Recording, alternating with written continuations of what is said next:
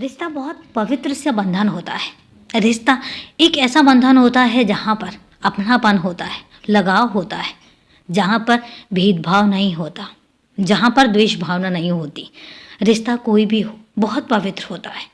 दोस्ती का रिश्ता हो, ममत्व का रिश्ता हो, एक पिता से रिश्ता हो या बहन से रिश्ता हो या भाई से रिश्ता हो, और या पति पत्नी का रिश्ता ही क्यों ना हो, रिश्ता बहुत पवित्र होता है, जबकि दोनों तरफ से निभाया जाना चाहिए। इंसानों में एक खासियत होती है कि इंसान रिश्तों को एक तरह से निभाते हैं। अगर कोई एक रिश्ता तोड़ना चाहे और अगर थोड़ा सा भी पीछे हटने लग जाए तो दूसरा भी रिश्ते को अहमियत देना बंद कर देता है। लेकिन एक रिश्ता होता है वो पिता परमेश्वर के साथ। वो रिश्ता ऐसा होता है जहाँ पर कोई भी द्वेष भावना नहीं होती। जब सच्चे हृदय से रिश्ता निभाया जाता है तो ऊपर वाला उस हर हालत में रिश्ता निभाता है।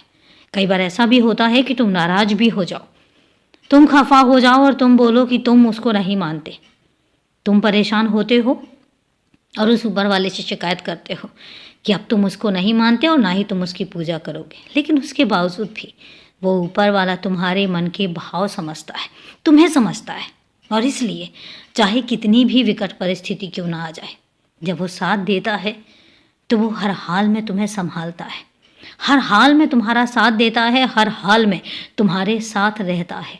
लेकिन वो रिश्ता बहुत पवित्र मन से होना चाहिए। ऐसा तो नहीं है कि तुम रिश्ता निभा रहे हो लेकिन खाली मन से, तुम सिर्फ और सिर्फ वहमों में या ढकोसलों में विश्वास कर रहे हो। कहीं ऐसा तो नहीं है कि तुम फालतू के आडंबरों में विश्वास कर रहे हो, क्योंकि ऊपर वाला किसी भी आडंबर को नहीं मानता, किसी भी वहम को नहीं मानता। कुछ भी नहीं होता है। मैं कहता हूँ कि कोई वहम और कोई ताबीज़ कुछ भी काम नहीं आते।